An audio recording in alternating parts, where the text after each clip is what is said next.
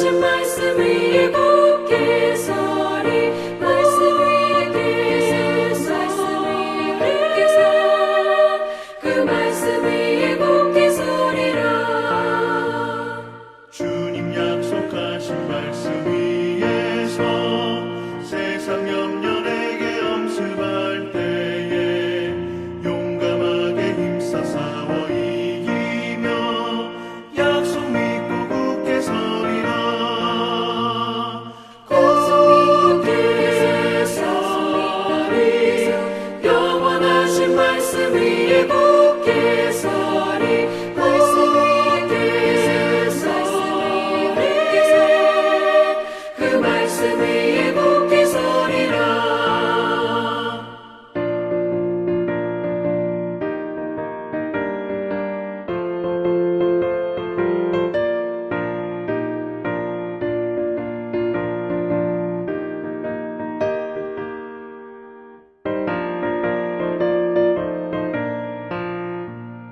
주님 약속하신 말씀 위에서 영원하신 주의 사랑을 믿고 성령으로 힘써 싸워 이기며 약속 믿고 굳게 서리라. 굳게 서리 영원하신 말씀 위에 굳게 서리 말씀 위에 그 말씀 위에 굳게 서리라. 주님 약속하신 말씀 위에서 성령 인도하는 대로 행하며 주님 품에 항상 안식 얻으며 약속 믿고 굳게 서리라. 약속 믿고 굳게 서 영원하신 말씀 위에 굳게 서리 말씀 위에 굳게 서 그 말씀 위에 굳게 서리라. 오늘 우리가 읽은 본문에는 크게 세 부분의 비유가 등장하고 있습니다. 두 사람의 관계를 통해 의미를 전하는 비유, 나무와 열매 비유, 말씀을 듣고 행하는 사람과 그렇지 않은 사람의 비유입니다. 비유를 나눠서 한번 그 의미를 살펴보도록 하겠습니다. 39절에서 42절 말씀에 한 비유가 등장하고 있는데요. 이 한 비유 안에 세 가지의 경우를 들려주고 계십니다. 그리고 이 세 가지 이야기 모두 눈, 보는 것과 관련이 있어 보입니다. 먼저 눈먼 사람의 이야기가 나옵니다. 39절인데요. 눈먼 사람 두 명이 있는데 그 중 한 사람이 다른 눈먼 사람을 이끈다라는 이야기입니다. 그럼 어떻게 되겠습니까? 예수님 말씀대로 둘 다 앞을 보지 못해서 구덩이에 빠지게 될 것이다 라고 말씀하십니다. 너무 당연한 이야기죠. 앞이 보이지 않는 한 사람이 앞이 보이지 않는 다른 사람을 끌고 간다면 당연히 제대로 갈 수 없겠죠. 그런데 한번 생각해 보십시오. 눈이 안 보이는 사람이 왜 다른 한 사람을 이끌었을까요? 이런 말 들어보셨나요? 내가 이 길은 눈 감고도 갈 수 있어.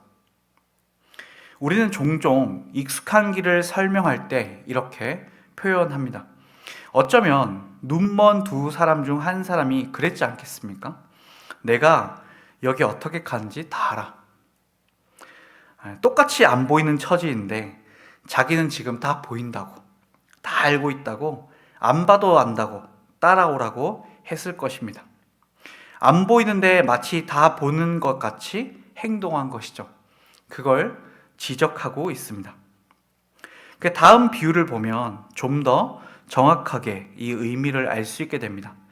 다음은 제자와 스승의 비유를 이야기합니다.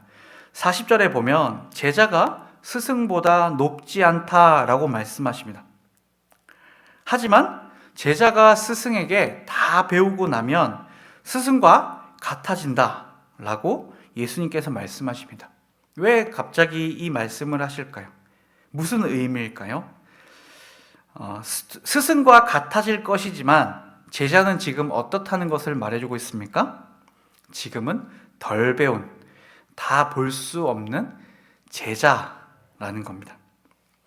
대학원에서도 그런 말을 자주 듣습니다.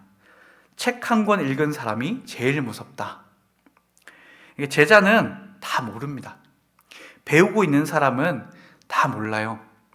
배우다 보면 어느 한 가지를 알게 되면 다 알 것 같고 자기가 다 할 수 있을 것 같고 어느 정도 다 이해한 것 같지만 그러나 얼마 지나지 않아서 곧 알게 됩니다. 스승의 시각으로 보기까지는 제자는 계속해서 더 배워야 할 것이 있습니다. 자, 이렇게 보고 나면 마지막 이야기인 들보를 가지고 있는 사람이 남의 티를 보고 지적하는 이야기가 어떤 이야기인지는 더 선명해집니다. 들보를 가진 사람이 왜 티를 가진 사람의 티를 지적했을까요? 네, 자신은 티도 없다고 확신하고 있기 때문입니다. 자신의 들보를 보지 못하기 때문이죠. 그리고 실제로 들보가 있는 사람은 눈에 들보가 있기 때문에 상대의 티를 정확히 볼 수도 없기 때문이기도 합니다. 결국에 두 사람의 관계를 통한 이 비유, 이 세 가지 사례를 섞어서 만들어 놓은 이 한 비유는 자신을 보지 못하는 자의 특징을 말하고 있는 것입니다. 못 보면서 보는 척 하는 사람 말입니다. 그러나 그렇다고 해서 이 말씀이 너나 잘해라 라는 교훈을 남기는 것은 아닙니다. 더 깊은 의미는 우리는 항상 자신을 살펴야 한다. 누굴 인도하기 전에, 누군가에게 선생 노릇을 하기 전에, 누군가의 티를 지적하기 전에 자신을 살펴야 한다라고 말씀하고 있는 것입니다. 자, 그러나 우리가 이 말을 들었다고 해서 지금 당장 나 자신을 잘 살필 수 있는가? 또 그렇지는 않습니다. 그럼 내가 못 보면서 보는 척 하는지, 모르면서 선생인 척 하는지, 나의 들보를 못 보고 있는지 어떻게 알 수 있을까? 그 내용이 43절부터 45절 말씀에 나오고 있습니다. 우리가 자주 나무와 열매 이야기로 들었던 그 비유인데요. 이 비유의 핵심은 열매를 보아서 그 나무를 안다는 말입니다. 좋은 열매가 달려있으면 이 나무가 건강하고 좋은 나무구나 라는 것을 알 수 있다는 것이죠. 반대로 좋지 않은 열매가 달려있으면 이 나무가 지금 병들었구나, 아프구나, 죽어가는구나, 문제가 있구나 알 수 있다는 것입니다. 또 열매의 종류를 통해서 이 나무가 어떤 나무인지도 알 수 있는 것이죠. 무화과가 달렸으면 무화과 나무인 것이고 복숭아가 달렸으면 복숭아 나무인 것입니다. 열매를 보아 그 나무의 상태를 알 수 있고 그 나무가 어떤 나무인지도 알 수 있다는 것입니다. 자, 그럼 이 비유를 통해서 우리에게 한번 적용해 보자면 이런 겁니다. 우리가 보는 척하고 아는 척하고 깨끗한 척 했다면 우리의 삶의 결과물들이 이것을 반영하겠죠. 아마 그 열매들은 부끄러움, 창피함, 남을 비방함과 같은 열매들이 많이 있을 것입니다. 그리고 아마 이런 열매들은 나의 삶에 곳곳에 남아있을 겁니다. 관계에도 남아있고 상대방의 평가에도 남아있을 것이고 내 마음에도 남아있을 것이고. 그러면 이런 열매를 가지고 있다면 어떻게 해야 합니까? 이제 그 열매를 다 버리면 될까요? 아닙니다. 그 열매는 하나님께서 부끄러움으로 남겨두신 것이 아니라 수정하고 바로잡고 돌이키라고 보여주시는 것들입니다. 열매를 보아 나의 상태를 다시 확인하고 내가 보지 못한다는 것을, 내가 아직 다 알지 못한다는 것을, 그리고 내게 들보가 있다는 것을 그 열매들을 통해 확인하는 것이죠.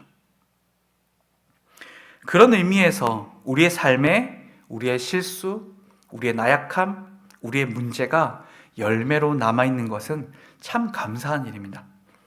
자신이 보지 못한다는 것을 인정하게 하는 하나님의 은혜이기 때문입니다. 내가 아직 모든 것을 꿰뚫어 보는 현자가 아니라는 것을 알게 하는 은혜이고, 내가 여전히 나의 들보를 가지고 똑바로 보지 못하는 상태임을 확인하게 하는 은혜이기 때문입니다. 그러나 우리 자신을 알았다고 해서 거기서 끝나서 되겠습니까? 아, 나는 이런 사람이고 이런 열매가 남아있구나. 그렇구나. 이렇게 끝나서는 안 되겠죠. 이제 돌이켜야 하는 것입니다. 하나님께서 나의 열매를 통해 내가 어떤 사람인지 보여주셨으니 이제 하나님의 말씀에 따라 나를 바꿔가는 것이죠. 더 좋은 나무가 되도록 만들어 가야 하는 것입니다. 신자로서의 삶을 다시 하나하나 잡아가야 합니다. 그리고 그 결과를 바탕으로 이제 더 나은 내일, 더 값지고 더 멋있게 사는 내 모습을 그리면서 하나님의 말씀에 따라 바꾸어 가야 합니다. 만약 알면 있으나 행함이 없다면 오늘 이 예수님께서 이 말씀을 통해 무슨 말씀을 하십니까?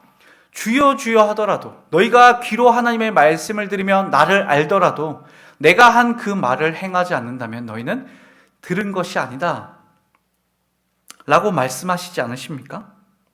우리가 이 사실을 알면서도 나의 삶을, 나의 태도를, 나의 생각을 수정해가지 않는다면 마치 오늘 마지막에 나오고 있는 행하지 않는 그 사람과 동일한 사람일 수 있다는 것입니다.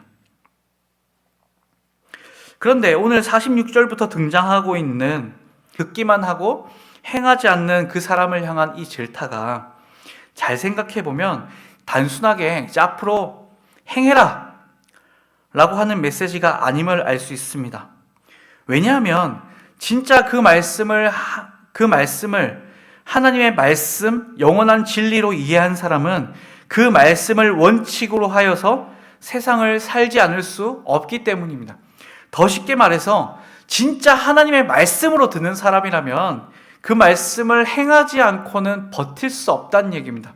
그런데 하나님의 말씀을 들었음에도 불구하고 행하지 않는다는 것은 잘 생각해보면 그것이 정말로 내게 하나님 말씀으로 주어지지 않았기 때문일 수 있다 라고 오늘 이 비유를 통해서 말씀하시는 것이죠. 그러니 사실 듣기만 하고 행하지 않는 것은 듣지 않는 것과 마찬가지란 말입니다. 성도 여러분, 오늘의 말씀을 깊이 생각하시기 바랍니다. 나의 삶에 드러나는 나의 열매를 보며 내가 보지 못하면서 보는 척하는 사람인지, 모르면서 아는 척하는 사람인지, 남의 티에 쉽게 분노하는 들보를 가진 사람인지 깊이 생각하시기 바랍니다. 그리고 하나님께서 우리가 어떤 사람인지를 그 열매를 통해 은혜 아래서 알게 하실 때에 다시금 마음과 행동을 수정하고 하나님의 뜻을 따라 살아가는 우리가 되도록 해야 합니다. 그리고 내일은 더 하나님의 말씀을 듣고 행하는 우리가 되게 해달라고 오늘 이 아침에 주께 간구하셨으면 좋겠습니다. 그래서 듣기만 할 뿐 행함이 없는 사람이 아니라 정말 하나님의 말씀을 들음으로써 그 말씀을 따라 세상을 살기 위해 몸부림치고 애쓰는 정말 참신자로서의 모습을 가지는 우리가 되기를 이 아침에 간절히 바라봅니다. 기도하겠습니다. 하나님 아버지, 우리는 참 부족한 사람들입니다. 하나님, 우리는 다 괜찮은 척하고 내가 대단한 거라고 생각하고 나보다 상대가 더 못하다고 자주 생각합니다. 내 열매를 돌아보지 않고 남의 열매를 보며 평가하는 것도 서슴지 않습니다. 그러나 정작 하나님, 우리 자신을 돌아보는 우리의 열정이 부족합니다. 하나님, 우리가 이 아침에 다시 한번 나를 돌아보기 원합니다. 이 하나님의 비유의 말씀을 통해서 나의 열매들 하나하나를 살펴보며 나는 어떤 사람인지를 깨닫고 생각하기 원합니다. 하나님, 우리가 이것을 알기 위하여 기도할 때 하나님께서 그 은혜 가운데서 우리가 어떤 사람인지, 우리가 혹 눈 멀었으나 길을 인도한 사람이 아닌지, 우리가 혹 덜 배웠으나 스승인 척한 사람이 아닌지, 우리가 혹 들보를 가지고 있으나 남의 티를 지적한 사람이 아닌지 깨닫게 하여 주시고, 더불어 그 깨닫는 자리에서 멈춰 있지 아니하고 우리의 행동을 바꾸고 생각을 바꾸고 태도를 바꾸는, 정말 하나님의 말씀을 들음으로 행하는 우리가 될 수 있도록 하나님께서 은혜를 베풀어 주시옵소서. 오늘도 그럼에도 불구하고 우리를 사랑하시며 여전히 이 말씀을 통해 우리에게 기회를 주시는 예수 그리스도께 감사드리며 그 살아계신 예수님의 이름으로 기도합니다. 아멘. 하늘에 계신 우리 아버지여, 이름이 거룩히 여김을 받으시오며 나라가 임하시오며 뜻이 하늘에서 이루어진 것 같이 땅에서도 이루어지이다. 오늘 우리에게 일용할 양식을 주시옵고 우리가 우리에게 죄 지은 자를 사하여 준 것 같이 우리의 죄를 사하여 주시옵고 우리를 시험에 들게 하지 마시옵고 다만 악에서 구하시옵소서. 나라와 권세와 영광이 아버지께 영원히 있사옵나이다. 아멘.